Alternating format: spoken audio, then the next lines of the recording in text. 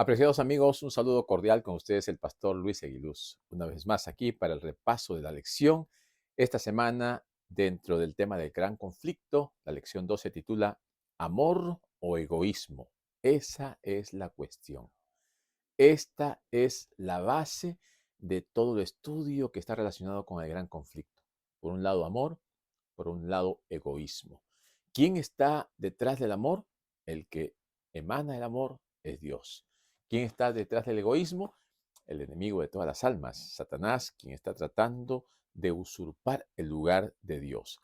Así que la lección de esta semana se centra en el gran conflicto y la historia del pueblo de Dios. Cómo el Señor ha buscado que atraer a su pueblo y a sus hijos hacia sí, y también a través del pacto pudo hacer posible que el pueblo de Israel sea la luz para el mundo. Lamentablemente, este pueblo desechó el amor de Dios, desechó el pacto, y el Señor Jesucristo tuvo que venir para establecer la iglesia, quien ahora es la encargada de ser la luz para el mundo, la encargada de mostrar el amor de Dios y dejar de un lado el egoísmo que no conduce a ninguna parte. Bueno, este es el centro de la lección, así que preparémonos para el repaso de la lección de esta semana.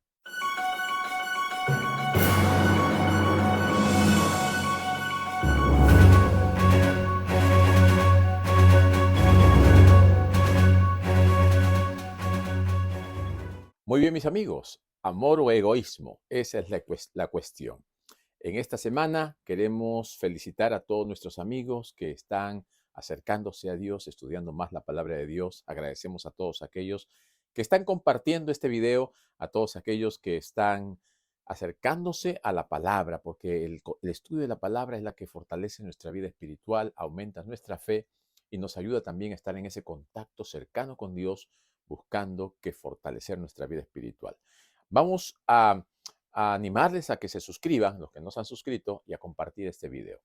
Seguidamente, pues, vamos a permitir que nuestro hermano Ezequiel Peña nos comparta el versículo que se encuentra en Isaías 41:10, y como él siempre lo hace cantado, vamos a permitirle que él nos lo comparta de esta manera. No temas que yo estoy contigo, no desmayes que yo soy tu Dios, que te fortalezco, siempre te ayudaré, siempre te sustentaré con la diestra de mi justicia. No temas que yo estoy contigo, no desmayes que yo soy tu Dios, que te fortalezco, siempre te ayudaré, siempre te sustentaré con la diestra de mi justicia. Siempre te sustentaré con la diestra de mi justicia. Siempre te sustentaré con la diestra de mi justicia.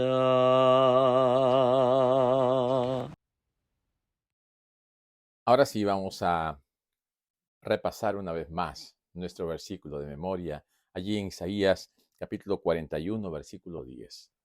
Y vamos a abrir nuestras Biblias. Les invitamos a cada uno de ustedes también que abramos la palabra de Dios. Isaías 41:10 dice: No temas, porque yo estoy contigo. No desmayes, porque yo soy tu Dios que te esfuerzo. Siempre te ayudaré, siempre te sustentaré con la diestra de mi justicia. Qué hermoso versículo, qué hermosa promesa. Tener la seguridad de que Dios está a nuestro lado, de que Dios siempre va a cuidarnos y protegernos. Esto es algo que el Señor una y otra vez lo repite. El ser humano se olvida de que Dios está a su lado, se olvida de que el Señor ha prometido acompañarle, y entonces en esos momentos de desesperación nos olvidamos de que el Señor es nuestro sustentador, nuestra fortaleza, nuestro apoyo, y en Él podemos estar firmes. Entonces, ¿qué es lo que el Señor quiere mostrarnos hoy en esta lección? Lo que pasa es que el gran conflicto es la lucha entre el bien y el mal, Cristo y Satanás. Y lo que Satanás quiere es destruir a los hijos de Dios. Especialmente quiere destruir a aquellos que llevan la verdad y llevan el mensaje de salvación. Porque Satanás no quiere que la gente se salve. El Señor quiere que todos conozcan a Jesucristo a través de quien podemos ser salvos. Así que esa nación que el Señor seleccionó, escogió, favoreció y que estuvo Él con tanto amor y cuidado, permitiendo que llevara las buenas nuevas, ahora estaba su mente oscurecida. La mente estaba en tinieblas. Cuando Cristo vino, encontró al pueblo de Israel centrado en sí mismo, no enfocado en el Señor, en el Salvador, en sus promesas, sino se había ensimismado y estaba tratando de salvarse por obras.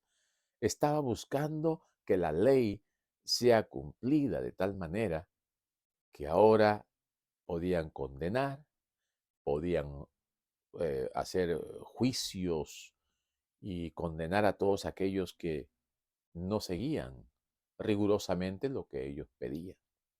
Las leyes de amor se habían convertido en una carga, tradiciones de hombres, enseñanzas que estaban fuera del margen de lo que el Señor quería que sus hijos realizaran.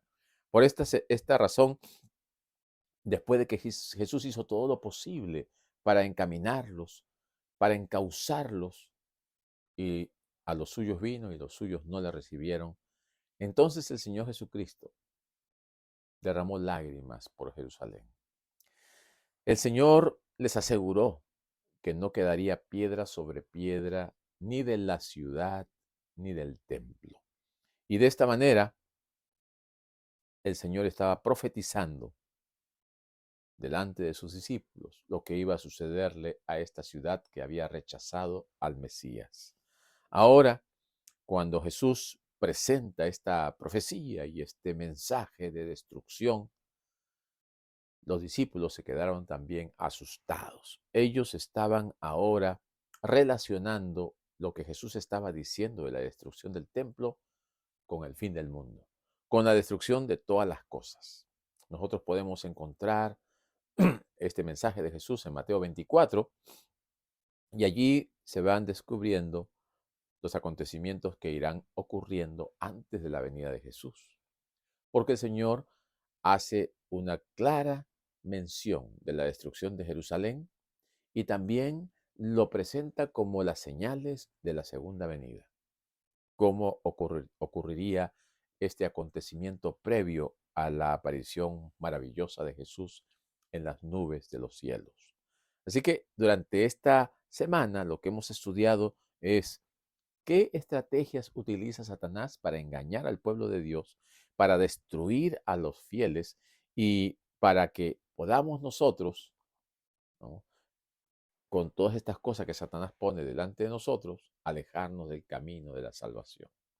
Y también vamos a ver cómo el Señor trabaja para que nosotros podamos reconocer a Jesucristo, reconocer en su palabra el camino de salvación y no dejarnos engañar.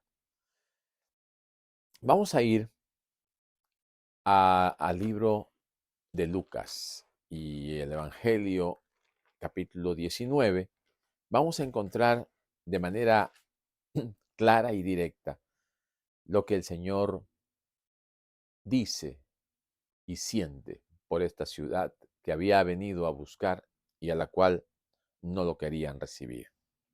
En el versículo 41 del capítulo 19 de Lucas dice: y cuando llegó cerca de la ciudad, al verla, lloró sobre ella, diciendo: oh, si también tú conocieses, a lo menos en este tu día, lo que es para tu paz, mas ahora está encubierto en tus ojos.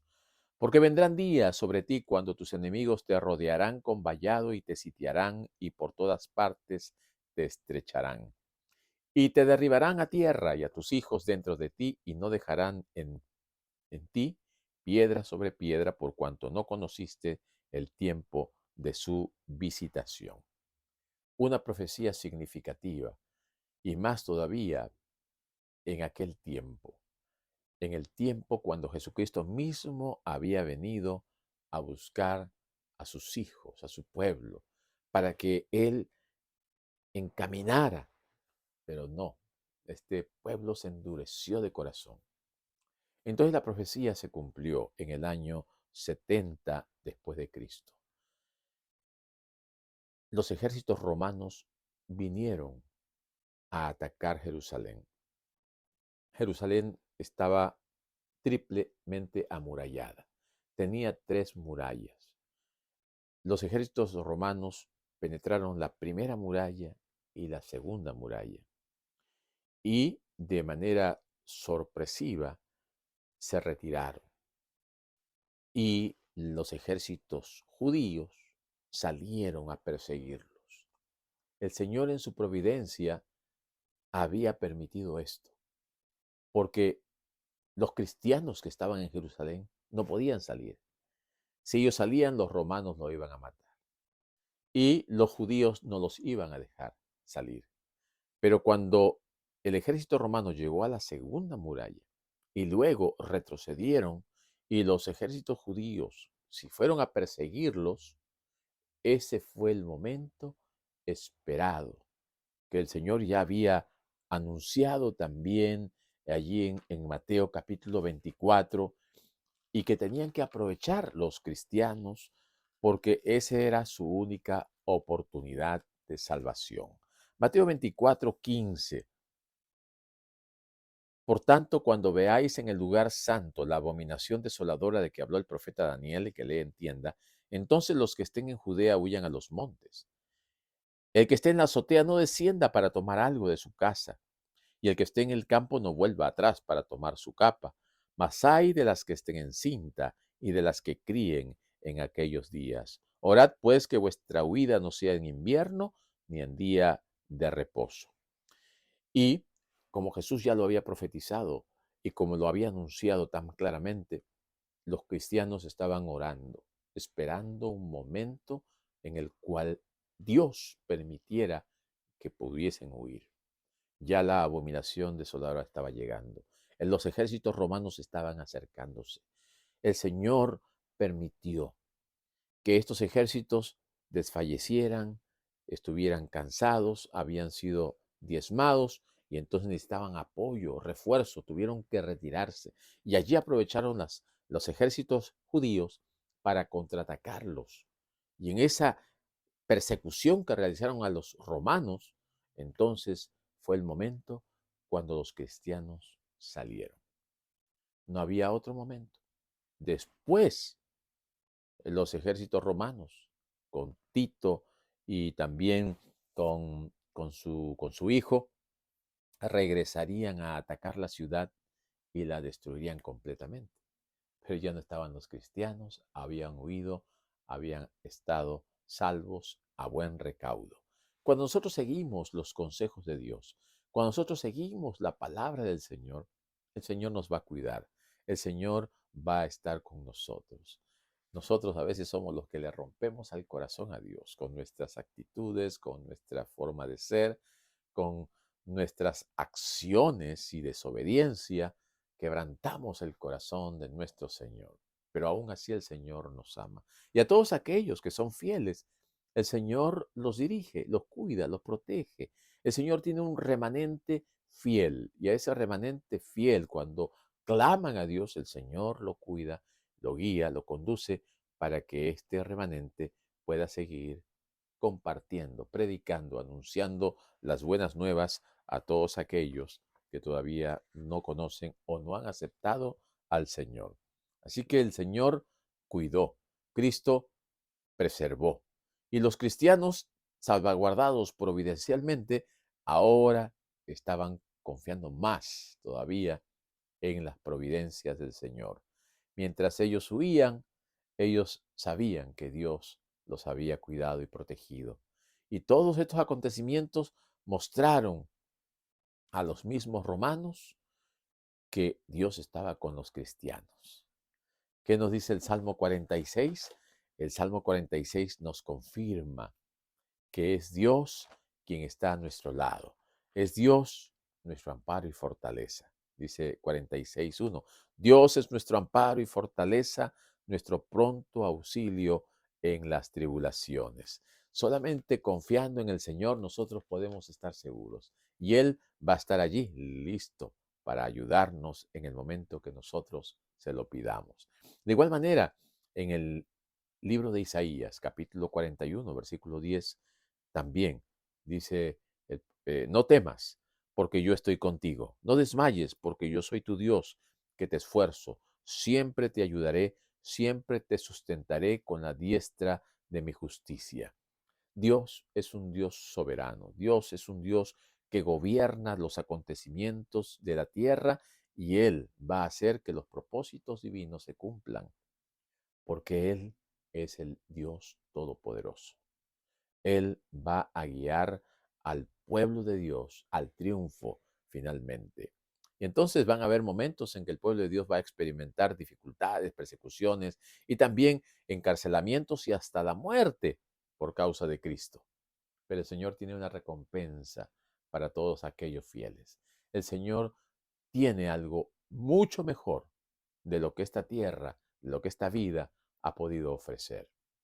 Por eso, Satanás usurpó, engañó a Adán y Eva y tomó este mundo y él está siendo el príncipe de este mundo. Pero el Señor muy pronto lo eliminará y hará que este reino sea la sede del reino de Dios.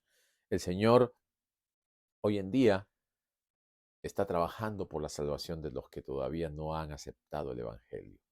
Y a través de los tiempos han habido muchos hombres y mujeres que han sacrificado sus vidas, que han llegado a ser mártires de la fe. Y así como en el libro de Hebreos capítulo 11 se menciona que muchas mujeres recibieron a sus muertos, que muchas mujeres esperaron ver a sus hijos, ¿no?, resucitar, y muchos escaparon, pero también muchos murieron, muchos fueron quemados y puestos a muerte a filo de espada, etcétera, etcétera. Todos ellos son mártires. Pero el Señor nos dice, no temas por lo que vas a padecer, porque yo estoy contigo. Yo estoy a tu lado, yo soy el que te sustento, pero el triunfo llegará un día. La derrota no es para los hijos de Dios. La victoria está para aquellos que hayan confiado en el Señor y hayan puesto su vida en las manos de Dios. Los, los siervos de Dios, muchos fueron asesinados y muertos, pero su esfuerzo, su dedicación, lo que ellos hicieron, continúa. Las obras que ellos realizaron tienen una repercusión a través del tiempo. Así que no nos desanimemos. Lo que nosotros hagamos ahora va a tener consecuencias para vida eterna, porque muchos seguirán a través de la palabra que le hemos compartido. Así que van a venir persecución porque estamos en un gran conflicto. Estamos en una lucha milenaria entre el bien y el mal. Y nosotros estamos en el medio, en el centro de este conflicto.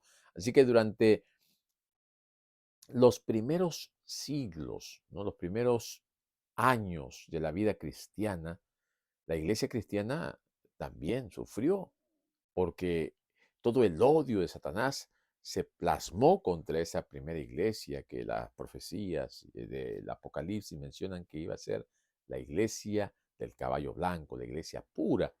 Y como era una iglesia pura en la cual Cristo y sus discípulos, sus apóstoles, la habían cuidado de que no se pervertiera, Satanás tenía un tremendo odio contra este grupo de fieles. Así que allí el Imperio Romano los persiguió, los llevó al circo romano, los quemó, hizo barbaridad con ellos, pero el Señor nos dice que a pesar de los encarcelamientos, torturas, persecuciones, la fidelidad de ellos fue tan poderosa que convertía a mucha más gente todavía. La Biblia nos menciona, por ejemplo, en el libro de historia del Nuevo Testamento, ¿no? El libro de Hechos registra acontecimientos que la iglesia primitiva, la iglesia eh, en su primer siglo realizó y era poderosa. Miren, Hechos 2:38, cuando el, el apóstol Pedro predicó, dice allí que le dijo: arrepentíos y bautícese cada uno de vosotros para perdón de los pecados y recibiréis el don del Espíritu Santo. Después de ese poderoso mensaje, después que el Espíritu Santo se derramó sobre todos ellos, entonces vino una gran conversión, dice en el versículo 41. Así que los que recibieron su palabra fueron bautizados y se añadieron aquel día como 3,000 personas. Estaba empezando, estaba naciendo la iglesia cristiana. Se había derramado el Espíritu Santo en la lluvia temprana. Ahora, cuando estemos por terminar la predicación del Evangelio en el tiempo del fin, se derramará el Espíritu Santo en ocasión de la lluvia tardía. Y así como el Evangelio empezó con poder, el Evangelio se predicará con poder cuando venga el derramamiento de la lluvia tardía al final de la historia de este mundo. Así que cada uno de nosotros hemos sido llamados para vivir consagrados a Dios, esperando ese momento del fuerte pregón, de la predicación, pero no podemos estar listos si es que ahora no disponemos nuestra vida y nuestro corazón para el Espíritu Santo. También nos dice aquí en Hechos 4:4, pero muchos de los que habían oído la palabra, porque siguieron predicando, creyeron, y el número de los varones era como de 5,000.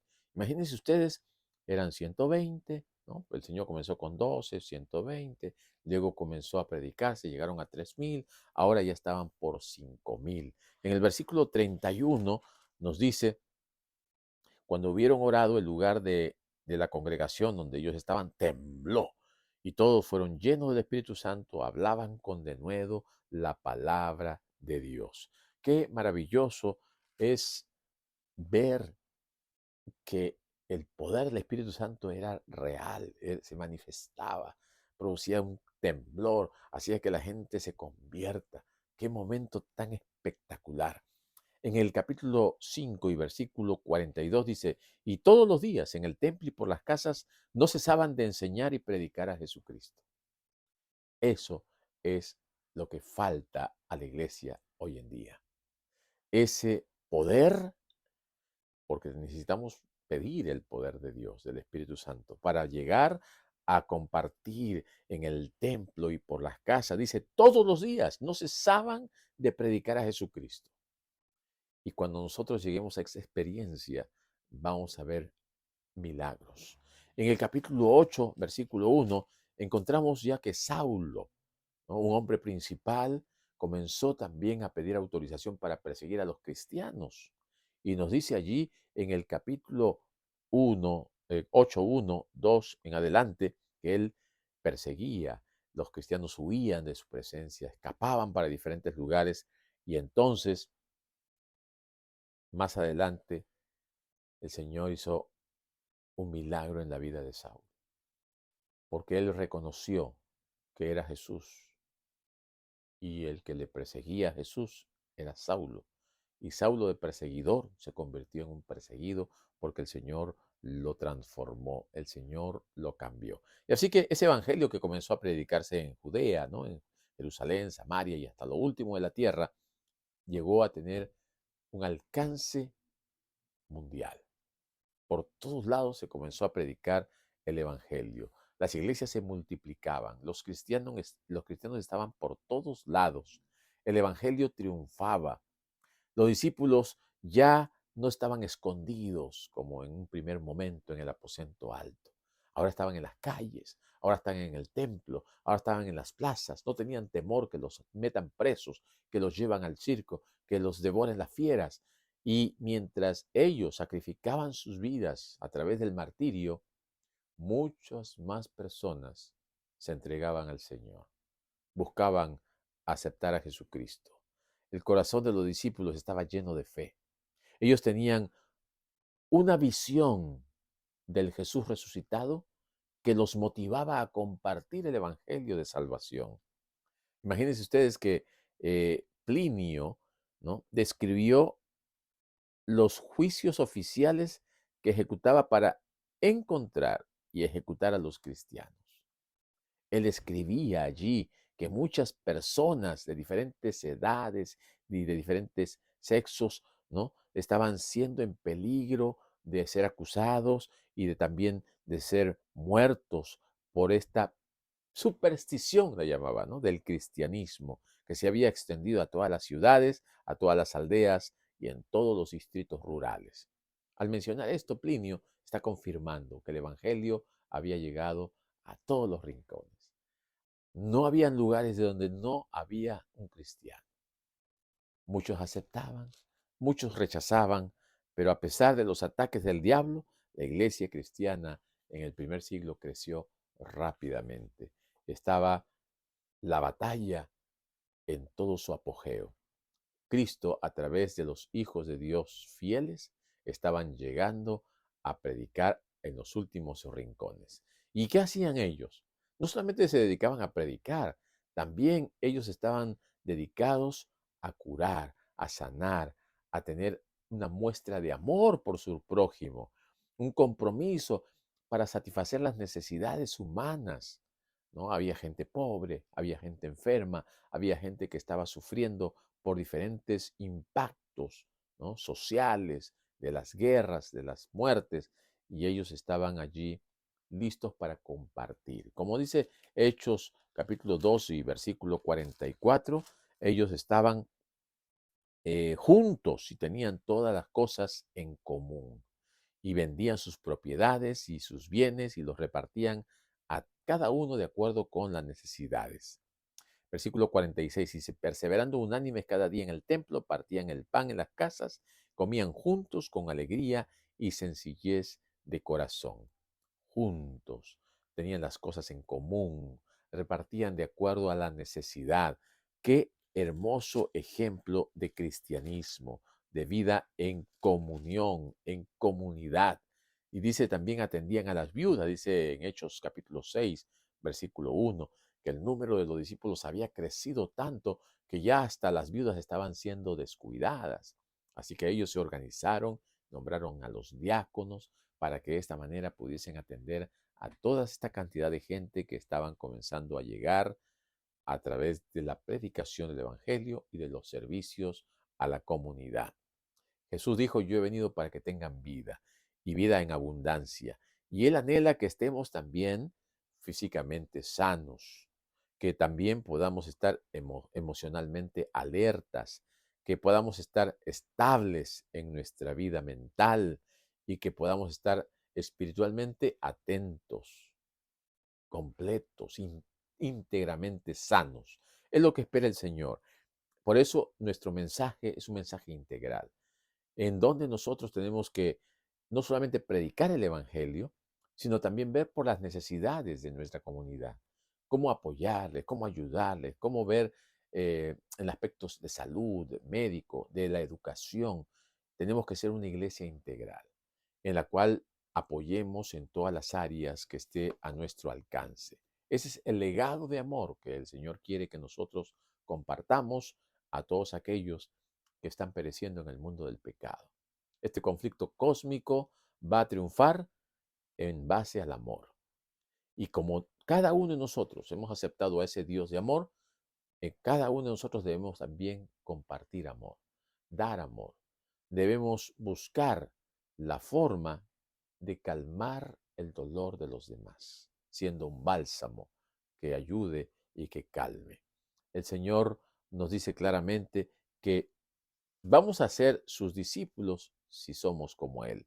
En el Evangelio según San Juan 13:35, allí nos dice, en esto conocerán todos que sois mis discípulos, si tuviereis amor los unos con los otros.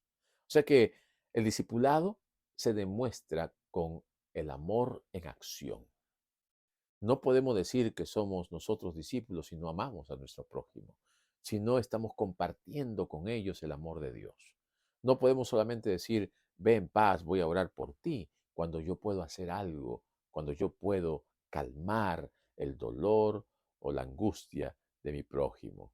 El amor era la norma de las comunidades cristianas de los primeros siglos y debe ser la norma de la iglesia en estos últimos días de la historia del mundo. Ah, la gente decía, ¿cómo se aman estos cristianos? Miran estas personas, cómo muestran amor, cómo están listos para ayudar.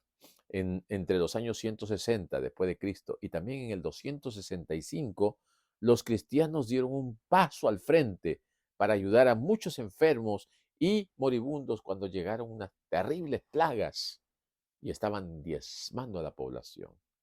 Y muchos cristianos que conocían de enfermería y que tenían conocimientos de cómo curar, ellos dieron un paso al frente. Ellos comenzaron a sacrificar sus vidas para salvar la vida de otros.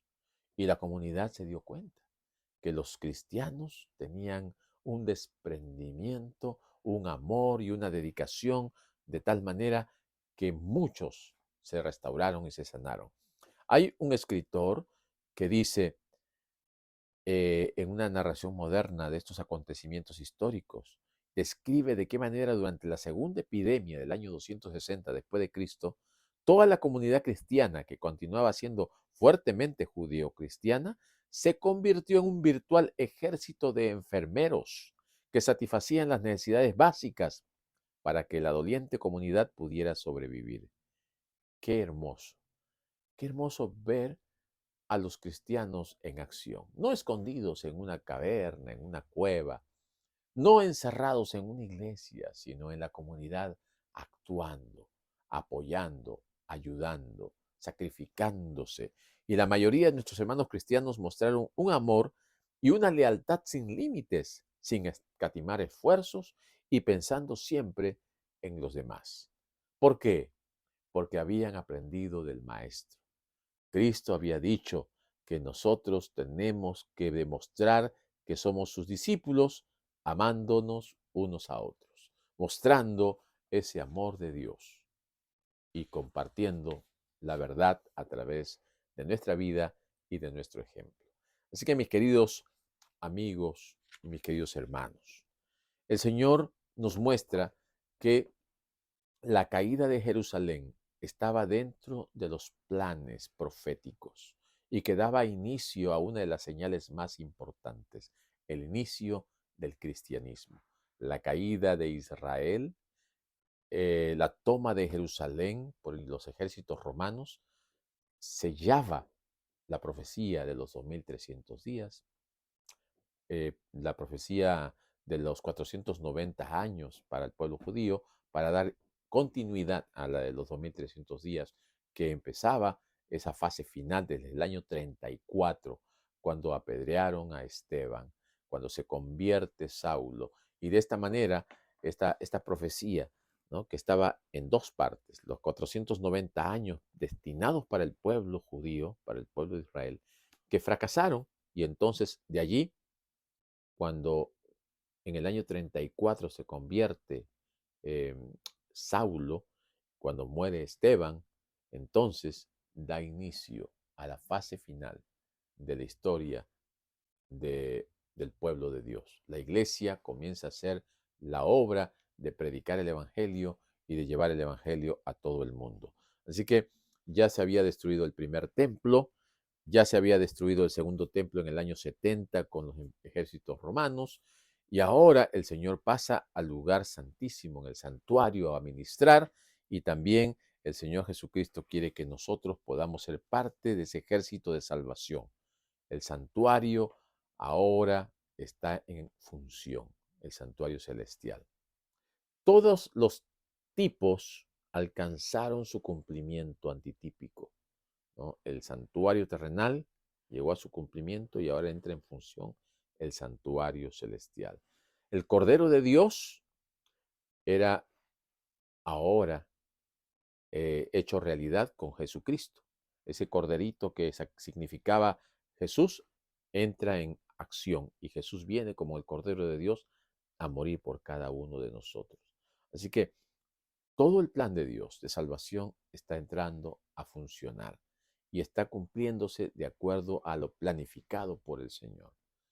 Tú y yo tenemos una misión que cumplir. ¿Y qué vamos a responder? ¿Con amor o con egoísmo? ¿Vamos a pensar en los demás o en solamente en nosotros? ¿Vamos a buscar que los demás también conozcan y se salven? ¿O solamente nos vamos a centrar en lo que yo he recibido y en lo que yo soy y en lo que yo voy a hacer? No, mis hermanos y amigos. El Evangelio es un Evangelio de amor y el amor se comparte. El amor se distingue del egoísmo porque el egoísmo está centrado en uno. El amor está centrado en los demás. Más bienaventurada cosa es dar que recibir. Y ese amor que Dios nos da es para que nosotros también lo demos a los demás. Y recordemos lo que el Señor ha hecho por nosotros, lo que el Señor nos ha prometido. No temas porque yo estoy contigo. ¿Por qué está con nosotros? Porque nos ama. No desmayes porque yo soy tu Dios que te fortalezco. ¿Por qué nos fortalece? Porque Él quiere que nosotros triunfemos, que alcancemos la salvación y la vida eterna. Por eso Él nos dice, siempre te ayudaré, siempre te sustentaré con la diestra de mi justicia. Que el Señor nos bendiga, que el Señor nos ayude y que podamos prepararnos para un día estar al lado del Señor por la eternidad. Bendiciones.